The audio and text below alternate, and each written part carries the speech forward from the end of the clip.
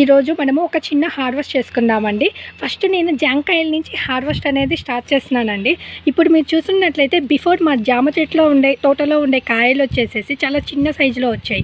ఈ కాయ చూస్తే చాలా పెద్దదిగా ఉంది. ఎందుకు ఇలా పెద్దదిగా ఉంది అంటే ఈ చెట్టుకు ఉన్న కాయలన్నీ అయిపోయినాయండి. ఇప్పుడు ఓన్లీ పిందెలు మాత్రమే ఉన్నాయి. స్టార్టింగ్లో ఉన్నాయి, చిన్న చిన్న పిందెలు ఉన్నాయి. ఇవి మళ్ళీ పెద్దవి అవ్వడానికి టైం పడుతుంది. బిఫోర్ హార్వెస్ట్లో ఏంటంటే అన్ని కాయలు ఒకే సైజులో ఉండినాయి. అందువల్ల ఇప్పుడు మీరు చూస్తున్న కాయ కంటే కూడా ఈ ఒక్క కాయని 2 కాయలుగా డివైడ్ అయిపోయి ఉన్నాయి. ఇప్పుడు మనకు అసలు ఏ కాయలు లేవు, ఓన్లీ పిందెలే ఉన్నాయి. కాబట్టి ఈ కాయ అనేది ఈ సైజులో ఉంది. మీరు అనుకోవచ్చు ఏంటి మా ప్లాంట్ ఒక్కొక్కసారి చిన్న కాయలు వస్తున్నాయి, మనం టెర్రస్ గార్డెన్ మీద పెంచుకుంటే ఒక్కొక్కసారి పెద్ద కాయలు వస్తున్నాయి ఏంటి అనుకోవచ్చు.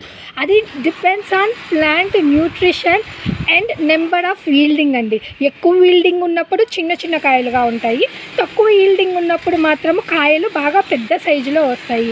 మనం చేస్తుంది కంటైనర్ గార్డెనింగ్ కదండి. అదే మనం కానీ నేల మీద చేస్తున్నట్లయితే మీరు చెప్పినట్లు దానికి కావాల్సిన ఎనర్జీ, న్యూట్రిషన్స్ అన్నీ ఆ రూట్స్ ద్వారా అదే స్ప్రెడ్ అయిపోయి చచ్చుకుంటుంది. కాబట్టి మనకి అవి అన్నీ ఒకే సైజులో, ఆల్మోస్ట్ ఆల్ స్లైట్ డిఫరెన్స్లో మ్యాక్సిమం అన్నీ ఒకే సైజ్ ఆఫ్ కాయలు అనేవి వస్తాయండి.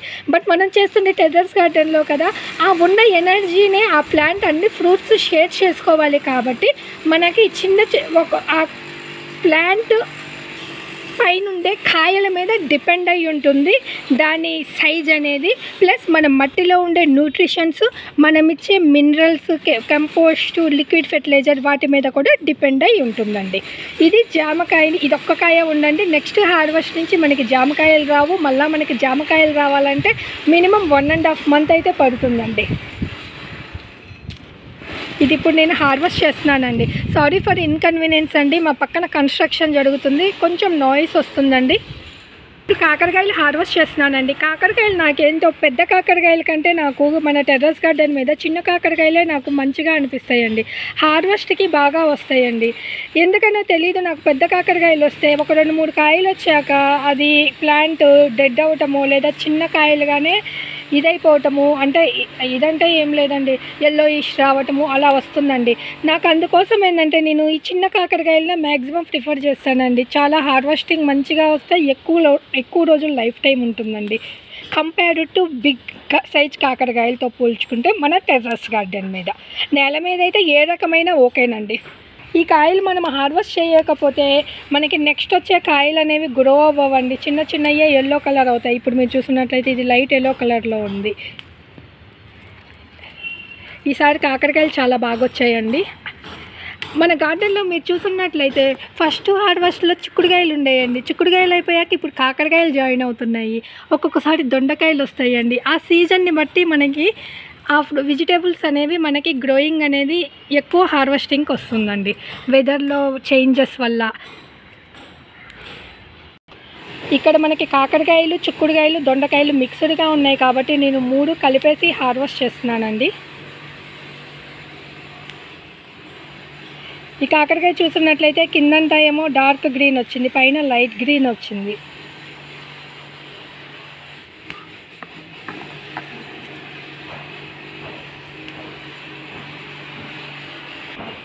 దొండకాయలు మాత్రం మంచి సైజు వస్తున్నాయి. ఈ దొండకాయలు చూడండి, చిక్కుడుకాయలు,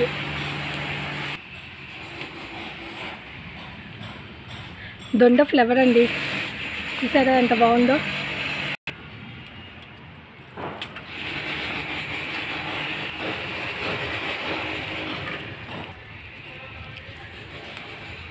ఇక్కడ పండిపోయిందండి. ఈ కాకరకాయ విత్తనాలకు ఉపయోగపడుతుంది, అందుకని హార్వెస్ట్ చేస్తున్నాను. చిక్కుడుకాయలు ఈసారి పెద్ద పెద్ద సైజుల్లో వచ్చాయండి.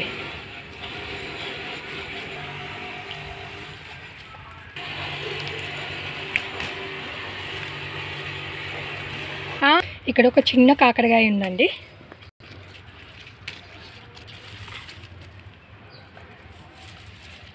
ఇది విత్తనాలకు వెళ్ళిపోయిందండి. ఈ చిక్కుడుకాయ చూడండి మొత్తం డ్రై అయిపోయింది. ఇలా ప్లాంట్కి ఉంచేసినా కానీ విత్తనాలు అయిపోతాయి.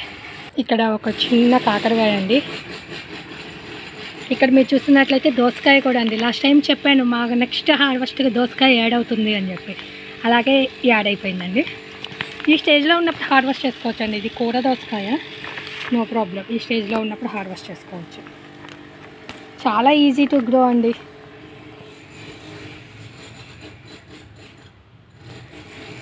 చెట్టు చిక్కుడు అండి.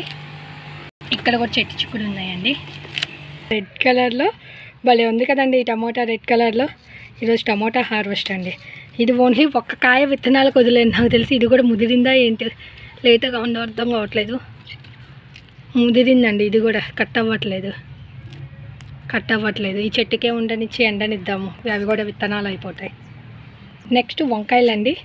కింద వీటికి మిల్లీ బగ్స్ అయ్యి వచ్చినట్లున్నాయండి. ఈ ఎగ్ వంకాయలు భలే ఉంటాయండి చూడడానికి. ప్లస్ హార్వెస్ట్కి కూడా బాగా వస్తాయండి ఈ తెల్ల వంకాయలు. ఈ వంకాయలు మాత్రం మీరు సంవత్సరం అంతా గ్రో చేసుకోవచ్చండి. ఇదిగోండి వంకాయలు. బ్రౌన్ కలర్లో వచ్చింది, అందుకని హార్వెస్ట్ చేసేస్తున్నాను. ఇది 1 చేస్తానండి.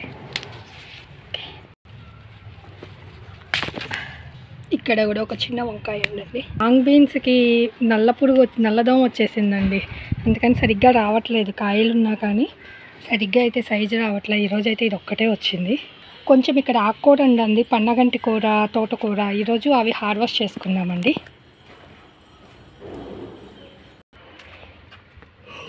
ఈ పన్నగంటి కూడా నేను వేళ్ళతో సహా తీసేస్తానండి, బట్ అయినా మన గార్డెన్లో మళ్ళీ వస్తుంది. ఈ ఆకుకూరను కానీ మీరు హార్వెస్ట్ చేసుకునేటప్పుడు తడుపుకొని హార్వెస్ట్ చేసుకోండి. అంటే వేళ్ళతో సహా తీసే పని అయితే నేనైతే అన్ని వేళ్ళతోనే తీసేస్తున్నానండి.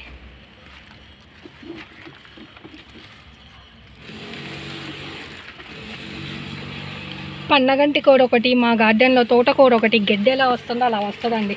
ఒక్కసారి గార్డెన్లోకి తెచ్చేసాను అంతే, నెక్స్ట్ టైం నుంచి ఆటోమేటిక్గా అదే స్ప్రెడ్ అయిపోతుంది. ఇక్కడ ఈ అల్లం చెట్లో కూడా పన్నగంటి కూర అండి. చూడండి అసలు ఎలా వచ్చేసేసిందో.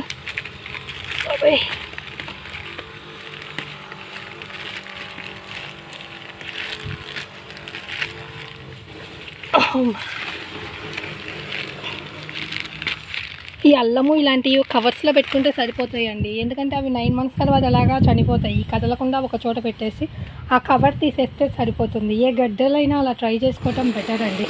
అన్నిటికీ మనం కంటైనర్స్ తీసుకొని రాలేము కదా. ఇక్కడ కూడా సేమ్ పన్నగంటి ఆకండి.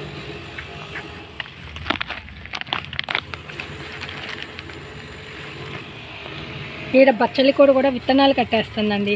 హార్వెస్ట్ చేసుకోవటం బెటరు.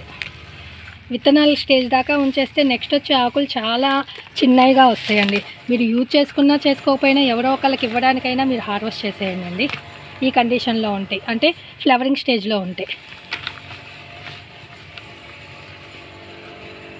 ఆల్రెడీ ఒకసారి తోటకూర హార్వెస్ట్ చేశానండి, మళ్ళీ వస్తుంది. ఈ టమోటా ప్లాంట్స్లో నుంచి తోటకూర హార్వెస్టింగ్. ఇవి ఎక్కడో ఒకక్కడ విత్తనాలు పడిపోయి ఉంటాయండి. ఆ విత్తనాలనే వాళ్ళ స్ప్రెడ్ అయిపోతూ ఉంటాయి. ఇక్కడ కూడా ఒక తోటకూర చెట్టు వచ్చిందండి. పన్నగంటి కూర అండి. చూడండి ఎంత బాగా హెల్తీగా పెరిగిందో. మనం సపరేట్ కంటైనర్లో వేసినా ఇంత హెల్తీగా రావండి. ఒక కంటైనర్లో సైడ్గా అలా వస్తే ఆకుకూరలు మాత్రం అవి చాలా అంటే చాలా హెల్తీగా వస్తాయండి, సపరేట్ కంటైనర్ కంటే కూడా హెల్తీగా. ఇక్కడ మీరు చూస్తున్నట్లయితే ఏడు కూడా పన్నగంటి కూర. ఈ బచ్చలాకండి. ఈరోజు హార్వెస్ట్లో వచ్చండి వంకాయలు, ఒక దోసకాయ వచ్చిందండి, టమోటా, చిక్కుడుకాయ, లాంగ్ బీన్స్ కూడా ఒక్కటే వచ్చిందండి, జామకాయలు, కాకరకాయలు, దొండకాయలు ఉన్నాయండి ఇక్కడ కొంచెం, ప్లస్ బచ్చలాకు, తోటకూర, పన్నగంటి కూర అండి. ఈరోజు హార్వెస్ట్ అండి. ప్లస్ ఈ ప్లాంట్స్ నేను ఎవ్రీ టైం ఓన్లీ హార్వెస్ట్ కాకుండా ఆ గ్రోయింగ్ టిప్స్, అప్డేట్స్ అవి కూడా ఇస్తున్నానండి. మీకు ఏమన్నా నచ్చితే లైక్ చేయండి, షేర్ చేయండి, సబ్స్క్రైబ్ చేయండి. Thank you for watching. Wish you A happy gardening అండి.